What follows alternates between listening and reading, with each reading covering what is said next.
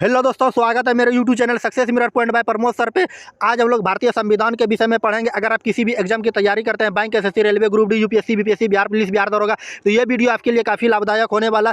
बात करते हैं केंद्र सरकार के पदाधिकारी के विषय में। पर डे आपको यूट्यूब पर भारतीय संविधान का क्लास मिल रहा होगा। उम्मीद है कि आप पहले का भी क्लास देखे होंगे। अगर नए हैं तो पहले वाला भी क्लास देख लीजिए।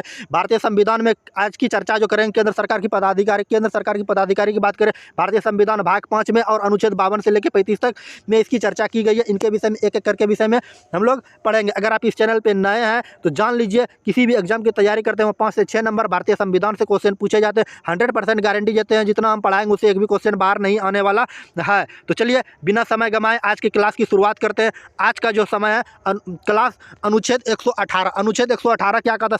समितियां जो होता है, समितियों का जो ये अध्यक्ष होता है, गठन जो करते हैं ये अध्यक्ष करते हैं। और जन्म जो हुआ है समितियों का, ये ब्रिटेन में हुआ है। समिति का गठन कौन करते हैं? अध्यक्ष करते हैं। और जन्म जो हुआ है कहाँ पे हुआ है? ये ब्रिटेन में हुआ है। समितियों की बात करते हैं, समितियां सबसे पहले सामान्य बातें पढ़ेंगे, इसके महत्व समझेंगे, प्रकार देखेंगे और नियम देखेंगे। तो सब प्रकार की बात करें तो प्रकार जो होते हैं, एक अस्थाई समितियां होता है जिसका जन्म कहाँ हुआ था? ब्रिटेन में हुआ था। मंत्री ना तो अध्यक्ष और ना ही सदस्य बनेगा। 1 वर्ष के लिए कार्यकाल होता है। चुनाव जो होता है इसका एकल संक्रमणीय मत प्रणाली के द्वारा होता है, निरंतर चलने वाली यह। इनके बाद बात करें तदर्थ अस्थाई समितियों की बात करें, मनोनीत प्रक्रिया द्वारा ये किए जाते हैं। ये 2 प्रकार है, 3 प्रकार के होते हैं। प्राक्कलन समिति, जो लोकसभा के 30 सदस्य सिर्फ लोकसभा के लिए 30 सदस्य आते, एक लोक लेखा समिति होते हैं और एक लोक समिति होते हैं।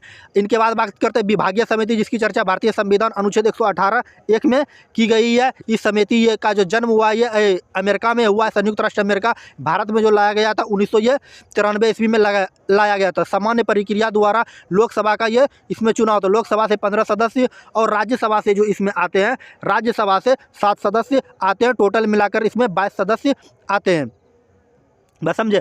इनके बाद बात करते हैं कि ये सामान्य विभागीय समिति जो होते हैं ये 2 प्रकार के होते हैं। प्रबल समिति होते हैं और एक संयुक्त संसदीय समिति होते हैं। इनके विषय में हम लोग एक एक बातें जानते हैं। इमेज में तो आपको उतना अच्छी तरह से समझ में नहीं आया होगा, हम इसको बाद में भी पहले इसे समझा देते हैं, फिर बाद में भी इमेज को हम कवर करने का कोशिश करेंगे। सबसे पहले बात करते हैं सामान्य बातें। सामान्य बातें में हम लोग जानेंगे ये सभी समितियों का जो चुनाव करते हैं ये अध्यक्ष करते हैं। जितने भी समिति हम लोग पढ़ेंगे इसका जो चुनाव करते हैं ये कौन करते हैं? ये अध्यक्ष करते हैं। इसका गठन, शपथ ग्रहण या नियुक्ति या रिपोर्ट जो करते हैं ये स्पीकर, जिसको हम लोग हिंदी में अध्यक्ष भी कहते हैं।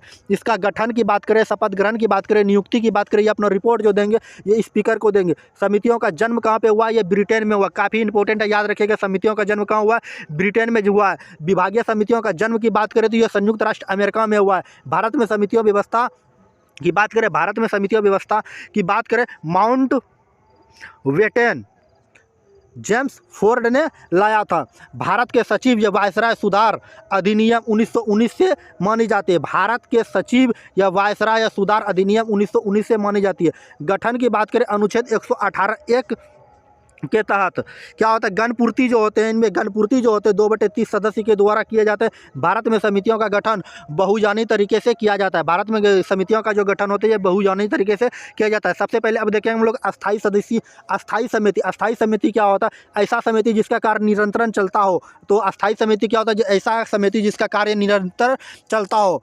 अध्यक्ष जो होते हैं इसका कार्यकाल 1 वर्ष का होता है। अध्यक्ष या स्पीकर का जो कार्यकाल होता है इसमें 1 वर्ष का होता है। चुनाव एकल संक्रमणीय मत प्रणाली के द्वारा किया जाता है। अस्थाई समितियों का जो चुनाव होता है एकल संक्रमणीय मत प्रणाली के द्वारा किया जाता है।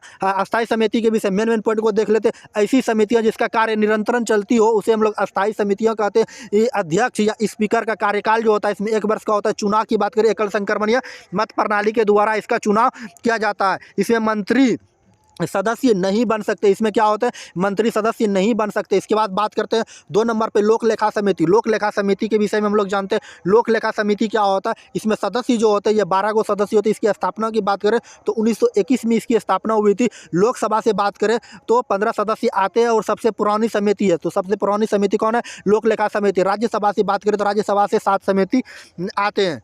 बात समझे। इसका जो कार्य है क्या? धन की जांच करना। धन की जांच जो करता है अध्यक्ष करता है। अध्यक्ष और विपक्ष का जो नेता होता है वही करता है। कब से आया है भारत में? 1967 ईस्वी में यह समिति लाया गया।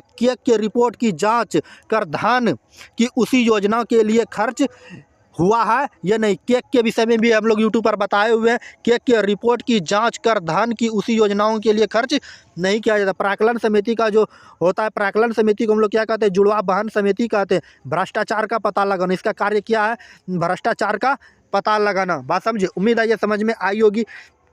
इनके बाद बात करते हैं, समिति अपने रिपोर्ट जो देते हैं ये अध्यक्ष को देते हैं, इसीलिए इसे पोस्टमार्टम कहा जाता है। इसीलिए इसको क्या कहा जाता है, पोस्टमार्टम कहा जाता है। इनके बाद चलिए नेक्स्ट पॉइंट की ओर आते हैं। नेक्स्ट पॉइंट को हम लोग देख लेते हैं, लगे हाथे। इनके बाद बात करते हैं हम लोग प्राक्कलन समिति या आकलन समिति। प्राक्कलन समिति या आकलन समिति, इसकी स्थापना की बात करें भारत में 1950 ईस्वी में प्राक्कलन या आकलन समिति की हुई थी। इसमें सदस्य की बात करें तो 30 सदस्य लोकसभा के द्वारा चुने जाते हैं। 30 गो सदस्य जो होते हैं ये लोकसभा के द्वारा चुने जाते हैं। ये सबसे बड़ी अस्थाई समिति है। ये सबसे बड़ी क्या अस्थाई सदस्य समिति है। ये इसमें मंत्री सदस्य नहीं बन सकते। इसमें क्या होते हैं, मंत्री सदस्य नहीं बन सकते हैं। बजट के बाद यह समिति लाया जाता है। परीक्षा में पूछे जाएंगे बजट के बाद कौन सी समिति लाया था, आकलन समिति या प्राक्कलन समिति। आय और व्यय को रोकने के लिए, आय और व्यय को रोकने के लिए यह समिति का गठन किया जाता है। शुद्ध रूप से लोकसभा का सदस्य होता है। इसमें शुद्ध रूप से जो होता है लोकसभा का सदस्य होता है।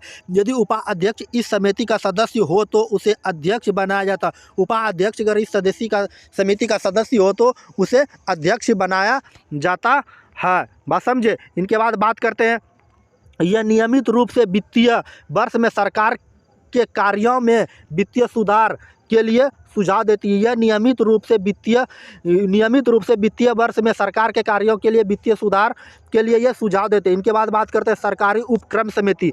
सरकारी उपक्रम समिति की बात करते हैं, जिनको हम लोग क्या कहते हैं, लोक उपक्रम समिति भी कहते हैं। इसकी स्थापना की बात करें तो 1964 ईस्वी में इसकी स्थापना की गई थी।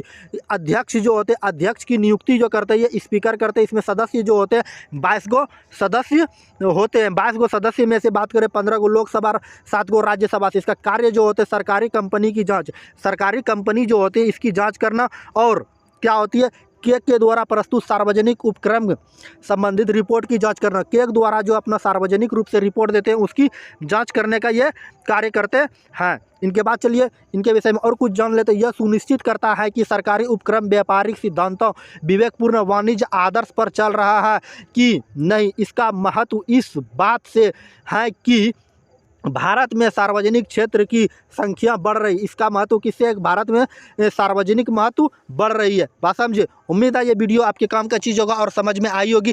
अगर वीडियो छोटी सी, आज का छोटा सा वीडियो था, अगर समझ में आई और आपके काम का चीज़ है तो हमारे प्यारे से छोटे से वीडियो को लाइक मार दीजिएगा। लाइक मारने के बाद प्यारे से छोटे से यूट्यूब चैनल को सब्सक्राइब कर लीजिएगा। सब्सक्राइब करने के बाद बेल आइकन का घंटी दिखेगा, उसको जरूर दबाइएगा। अगर आप फेसबुक पेज पर देख रहे हैं तो वो फॉलो जरूर कीजिएगा, और अभी अपने दोस्तों को भी शेयर नहीं किया तो शेयर जरूर से जरूर कर दीजिएगा। अगर आप इसका PDF चाहते हैं तो हमारे Telegram channel success mirror point by Pramod sir पे ज्वाइन करके वहाँ से आप PDF को भी प्राप्त कर सकते हैं, या PDF डाउनलोड करने का लिंक डिस्क्रिप्शन में मिल जाएगा। चलिए आज की क्लास को यही समाप्त करते हैं। मिलते हैं नेक्स्ट वीडियो में नेक्स्ट टॉपिक के साथ। जय हिंद, जय भारत। Okay, bye bye.